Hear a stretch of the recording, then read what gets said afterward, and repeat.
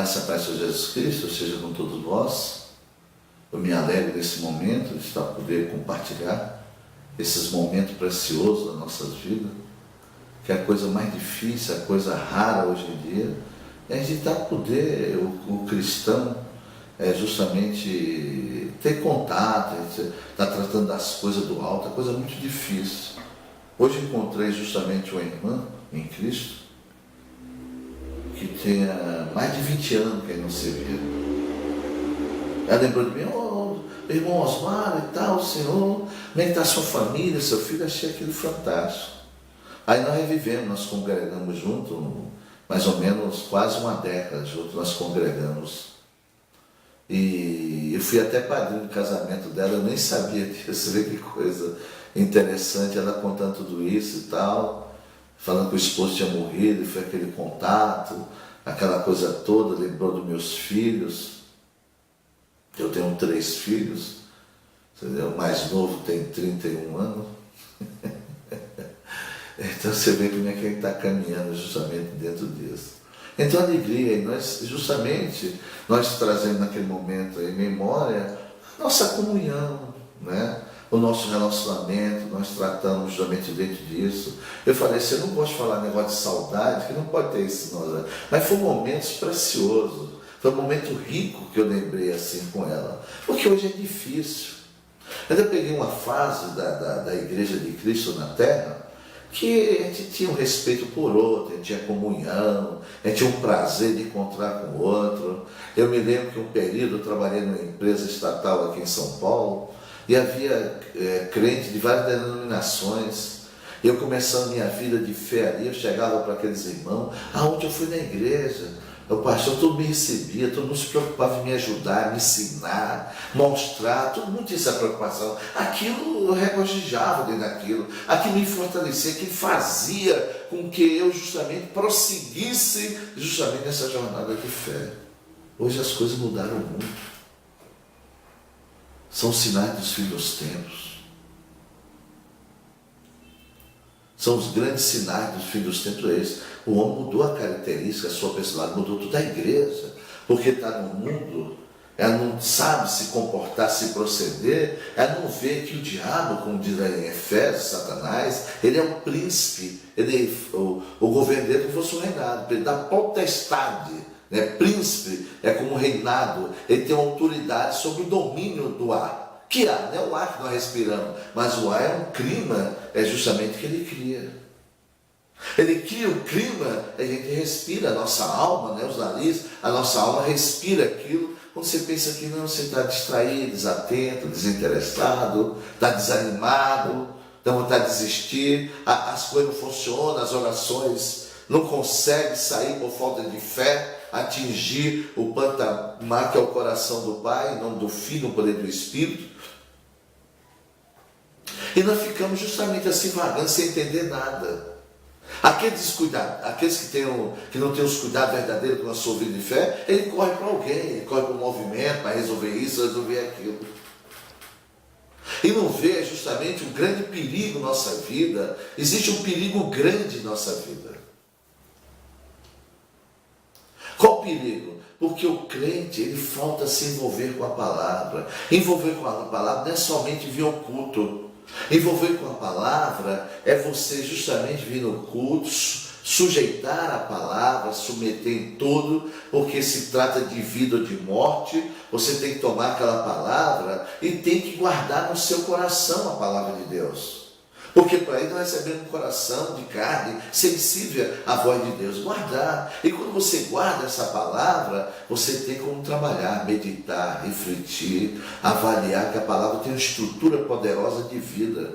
É isso que vai enriquecendo a cada um de nós. Porque se nós não tivermos o trato dessa forma na palavra, então nós caímos num pecado miserável, desgraçado, um pecado que arruina a nossa vida para sempre. Qual o pecado, pastor? É o pecado de Sodoma.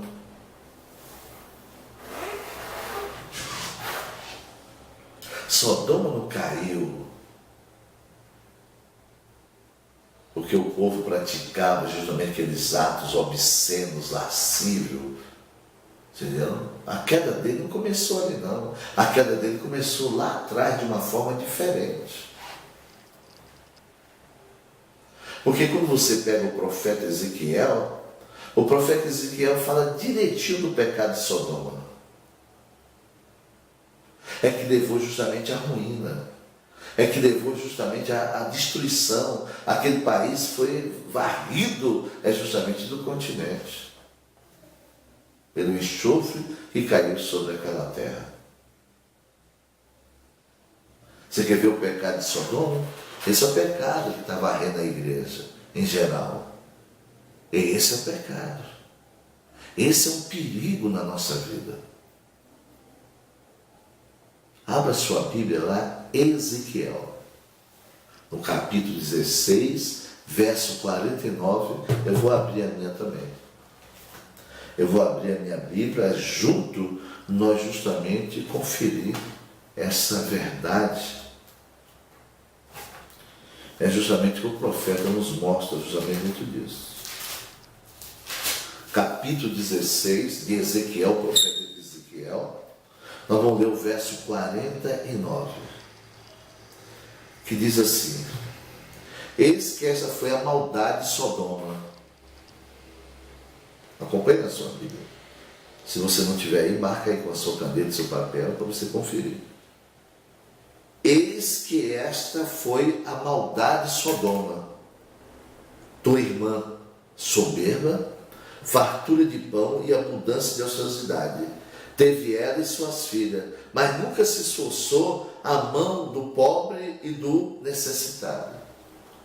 Então, qual foi o pecado de Sodoma? Foi o pecado da acomodação, da ociosidade. Você viu? Porque nós vemos a igreja, ouvimos uma palavra e pronto. Nós se contentamos de vir naquele dia cumprimentar e muitas vezes nem submeter uma palavra, que tem espaço aí, por exemplo, tem igreja que faz tudo, no final dá uma palavrinha, sobra 10, 15 minutos daquele tempo, aí traz a mensagem, não tem nada de maneira nenhuma. Então isso faz o quê? Nós levamos uma vida ociosa. Nós achamos que somos ricos, já temos tudo, que é filho de Deus, não precisa se esforçar em nada, não precisa trabalhar, não pode se esforçar em nada, se dedicar, se empenhar de maneira nenhuma. Então nós ficamos justamente com um tempo ocioso.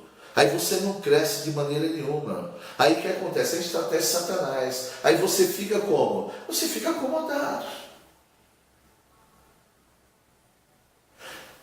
Passa a viver uma vida passiva, não trava a luta, as batalhas que se levantam contra você, e nós vamos justamente peitando com a barriga e trocando um dia pelo outro. Quando você pensa que não, aquela coisinha ociosa, que você achava que estava com Deus, estava tudo farto de pão, a palavra de Deus é o pão espiritual, alimento. A gente acha que não precisa de maneira nenhuma, a gente acha que não precisa encher nosso coração, a meditar de dia e de noite, como diz o salmista. Entendeu? Está meditando dentro da palavra de Deus, quer mastigar com a mente.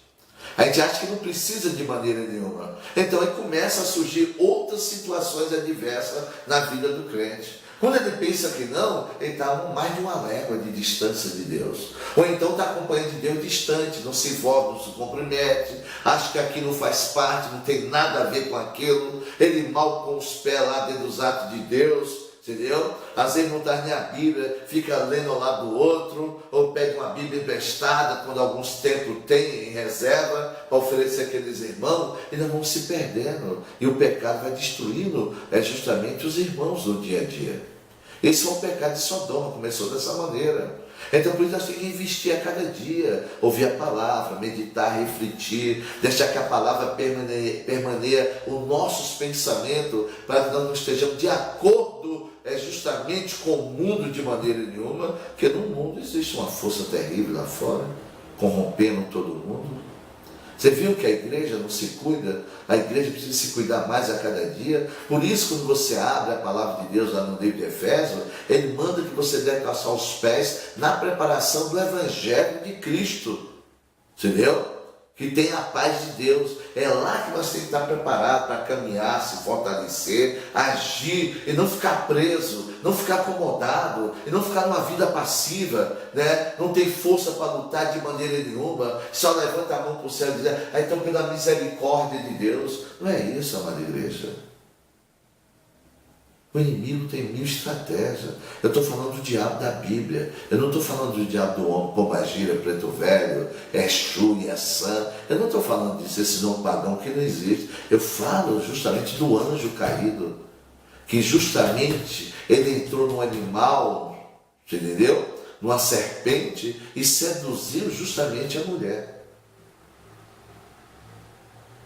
E ela caiu porque sujeitou. Ela devia ter reagido, sujeitou. Então, se nós não reagirmos no dia a dia, essa atmosfera toma conta da gente. Lembra que o diabo, ele é o príncipe da potestade do ar. É aquilo que eu falei para você. Não é o ar que você respira, é o ambiente que ele cria. E você vai respirando aquela atmosfera, porque você está ocioso, já está farto de ociosidade, está tudo bem com você, você já recebeu Jesus como seu Salvador, não precisa fazer mais nada, entendeu? Não precisa fazer mais nada. Então nós elevamos nosso peito de pomba, com certo orgulho, a certa soberba da vida, que é obra do mundo, e ficamos ali transitando, achando que nós já estamos tudo alcançar a nossa vida. Você tem que batalhar, nós temos que batalhar. A promessa de Deus para aquele perseverar até o fim. Né? Nós temos 2 passos, 3 passos, e achando que já está tudo bem, né? Tem que se envolver a cada dia. Olha a estratégia de Satanás, porque essa é uma peça do vestuário que está escrito lá em Efésios, que a gente tem que estar na preparação do Evangelho e da paz de Deus em nós. Você não pode ficar plantado, parado, acomodado e passivo diante das lutas, que é isso que o diabo faz, ele tranca, porque vê nós ociosos, não opera nada de maneira nenhuma, vê nós tranquilão, farto de pão, farto de palavra, e a gente não. Está tudo bem, não precisa fazer nada, a gente não precisa contribuir na obra, né, com o nosso talento, entendeu? Com o nosso tempo, com as nossas finanças, não precisa nada de maneira nenhuma. Nós não tem nada a ver, isso é questão do dirigente da igreja, não. A obra é toda nossa, a obra é de Deus. É nós em conjunto e comunhão que nós fazemos a obra do Senhor. Não precisa evangelizar, não precisa sair justamente em busca daquele que está perdido, que um dia esteve com a gente congregando, ali firme, de repente ele cai justamente numa estratégia, desanima e se manda, se afasta de uma vez. Nós temos que trabalhar. É isso que faz você enriquecer, porque você passa a ter contato com a palavra, você precisa ter contato com o Espírito de Deus, você tem contato com o Filho de Deus, você tem contato com o Pai, que o Pai está unido aqui nessa palavra, Pai, Filho e Espírito Santo. Então você vai se fortalecendo a cada dia no seu interior, porque a própria palavra de Deus, aquele que justamente, deixa eu ler esse trecho para você ver o que diz lá em Coríntios, entendeu? Abra sua Bíblia lá em Coríntios. Você entendeu? Pastor, o que Coríntio é? Você entendeu? Tem 2. Vamos para o primeiro. Entendeu? O primeiro é mais fácil. Primeiro livro de Coríntios. E as páginas engancham quando passam. Ele diz aqui, no primeiro livro de Coríntios, no capítulo 15, no verso 58, diz assim, portanto, 58. Portanto, meus amados irmãos, sede firme e constante, firme e constante, sempre abundante na obra do Senhor, sabendo que o vosso trabalho não é vão no Senhor. Nós somos compensados.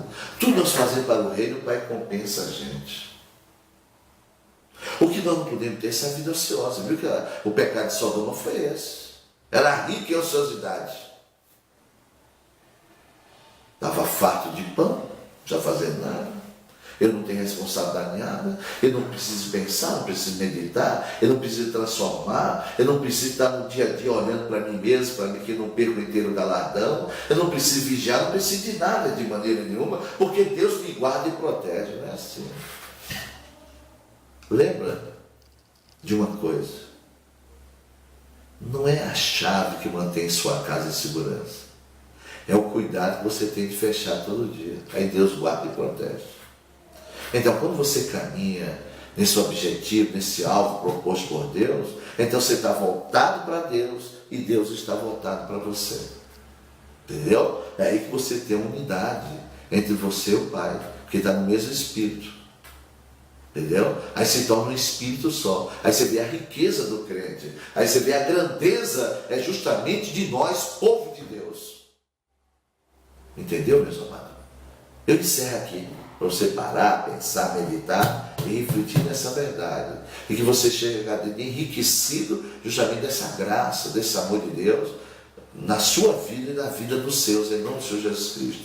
Fica na paz, que essa paz do Senhor e a graça do Senhor Jesus Cristo seja convosco em todo o tempo do seu viver, até o dia do Senhor. Muito obrigado.